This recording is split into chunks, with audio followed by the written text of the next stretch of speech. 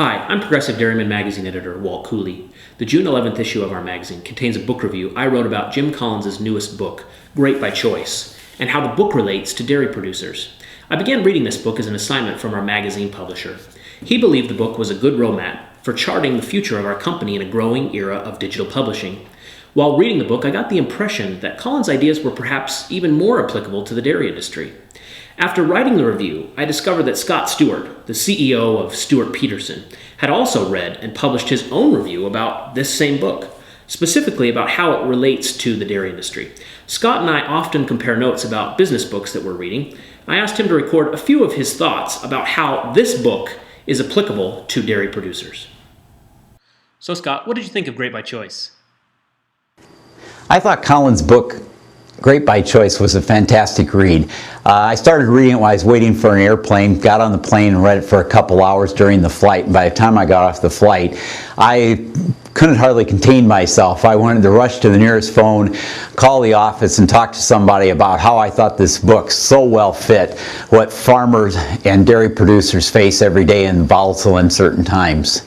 The book really talks about how businesses prosper and grow in uncertain environments, and how some businesses can have outstanding growth and prosperity while other businesses just falter and struggle under the same uncertain circumstances. So it really struck me that it just supplied so much. Just paragraph after paragraph in the first few chapters just really hit home with what dairy producers are facing in today's environment. What did you think were the most important messages in the book, and why? The key takeaways from the book that really stood out in my mind were how some businesses really managed to thrive and prosper while others don't. And the ones that did thrive and prosper, surprisingly, were the ones that were the most consistent, and not the ones that took the most risk, or not the businesses that were the most innovative. The businesses that did the best were the ones that stayed the course and had a consistent plan and applied it year after year after year, and didn't get carried away with emotions and going too far out on a limb. One of the characteristics Collins defines in the book is productive paranoia. How would you describe how that manifests itself among great ag producers? One of the concepts that Collins talks about in his book is productive paranoia. Paranoia kind of comes across as a negative word and sort of makes you wonder, is that something that can be productive? But really, productive paranoia means that basically a business manager is always thinking about what can bite me. You know, what can hurt us? What can turn our positive momentum negative? What can hurt our bottom line? What can hurt our herd? Productive paranoia when it comes to marketing and managing a business in a highly volatile marketplace like we have in today's commodity markets, today's milk markets, today's dairy market, is not expanding your herd when prices are great and profits are wonderful.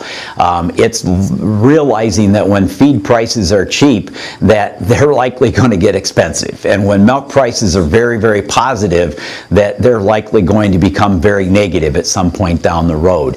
That's productive paranoia. It's very, very great, and almost every dairy producer has what I would call productive optimism. That's kind of prevalent throughout the agriculture industry, and that's a big positive. But at the same time, I think the productive paranoia really pays, because it motivates you to take action to aggressively price milk when prices are high, aggressively price feed when feed prices are low, aggressively expand your herd when the market and the profitability would indicate that that's crazy, and certainly don't expand herds and spend money when it's expensive to do so and profits are great, because the paranoia would tell you that it's not going to last. The book talks a lot about volatility and unexpected circumstances. I couldn't think of a more applicable part of dairying today that currently deals with this subject than risk management. What did Collins' book confirm for you about the work you do every day in risk management? What really stood out in the book to me is how some of the businesses thrived in the uncertainty. And when we deal with farm marketing, that's our businesses here at Stewart-Peterson Specialty, we see this every day where many producers just feel like they want to throw up their arms, and they feel like marketing is so uncertain and the outcomes are so unpredictable that they really don't think that it's worth putting in a consistent effort to market. And it's surprising to us because dairy producers are so good and so consistent at everything else they do. Having a good herd average doesn't come by just randomly going about milking cows. I mean, there's a lot of effort, a lot of consistency, a lot of planning, and a lot of dedication that goes to getting a high herd average. Managing feed costs, again, very, very scientific. You look at the rations, you look at the mix of the feed, you look at the cost of the ingredients, and you put a lot of effort in to figure out the least cost ration that's going to give you your bang for the buck. Herd health, same thing. Lots of effort goes into managing it proactively and reactively. It's not something that is just you go about in a haphazard way. And marketing in a lot of ways is the one frontier that a lot of producers for some reason just sort of figure it's an outside influence, it's something I can't control, and so I'm just going to not worry about it and I'm going to just be a good dairy producer. Well, disease being introduced on your farm by new cows coming onto your operation or by somebody visiting your farm and bringing it from another farm, that's an outside influence that you can't necessarily completely control, but you know how to react to it. And that's the same thing with marketing, that you can learn to react to these outside uncontrollable events and learn to prosper despite them and because of them, rather than have it be a negative. In your experience of watching ag producers in marketing, is Collins' theory that external factors alone do not determine whether you succeed or fail? In other words, can a dairyman really control his own destiny?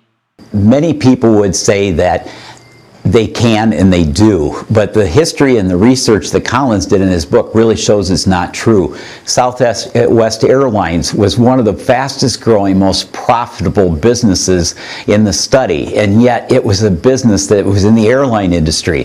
Fare rates were coming down, fuel costs skyrocketed, there were economic downturns, there was massive consolidation, there were so many things that came along that would have made you think that the airline industry was absolutely the worst industry to invest in, and yet Southwest Airlines was one of the most fastest growing and most profitable businesses in the study.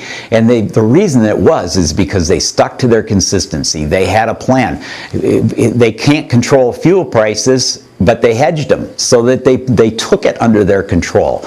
So they used the tools that were available. They didn't allow themselves to feel like and think like a victim. They looked at how they could proactively manage and survive despite the uncertainty. That's really what one of the keys were to all of these businesses, is they found how they can take control and manage their businesses despite the volatility and the uncertainty that their businesses were living within. Since you and I talk often about good business books that we've read recently, what are some other must-read books that you would suggest dairy producers read? If you're looking for other books that might help you kind of think about how to be a better manager and how to see the big picture and look forward, I'd suggest reading The Next 100 Years. This book talks about how the world may unfold over the next 100 years. Obviously, it's a little forward thinking, but what's really interesting in this book is they go through and really show how a lot of these, what you might call outlier events, like the economic collapse that the U.S. and the world economy went through a couple of years ago, the collapse in dairy prices a few years before that, and the mass unprofitability that many of you suffered during that time. This book really shows that while we're all sort of programmed to believe that these are sort of outlier, unusual events, it really shows how these events repeat themselves over and over again globally with much more regularity than any of us believe. We all tend to sort of see these things, we live through them, we put them behind us, and we move on. But oftentimes these things are occurring every few years or every 5 or 10 years. And if you learn to expect them and manage your business for them, you can use these business cycles to prosper rather than be beat up by them. The Next 100 Years is kind of a fun look at how the world's going to unfold. It's fun to me because I love this kind of stuff, but I found it to be encouraging and very enlightening, and I found that was very, very worthwhile. Another book that you might consider reading, and it's a little bit off the business charts, but it's called The Wave. And The Wave talks about waves in the ocean. And it also talks about the randomness of different events and how sort of the perfect storm can come together where a variety of different events can all collide at the same time to produce extraordinary events. This has happened in the Middle East with the fall of some of the governments there. It's happened in the ocean with massive waves and tidal waves that have occurred. There's a lot of things through history there are parallels, but it's very interesting in reading the book The Wave on how it really can educate you on learning to realize that outlier, black swan, unexpected events are more common than we think, and there's many people that believe that some of these things can't happen and won't happen, and in fact they do happen, and they happen often. And it's very interesting reading, and hopefully it will help you prepare for long-term management of the business cycles that invariably your dairy and almost all businesses go through. Again, the book is Great by Choice by Jim Collins. If you've read this book and have an opinion about how it relates to the dairy industry, add a comment to this article link online or email me privately.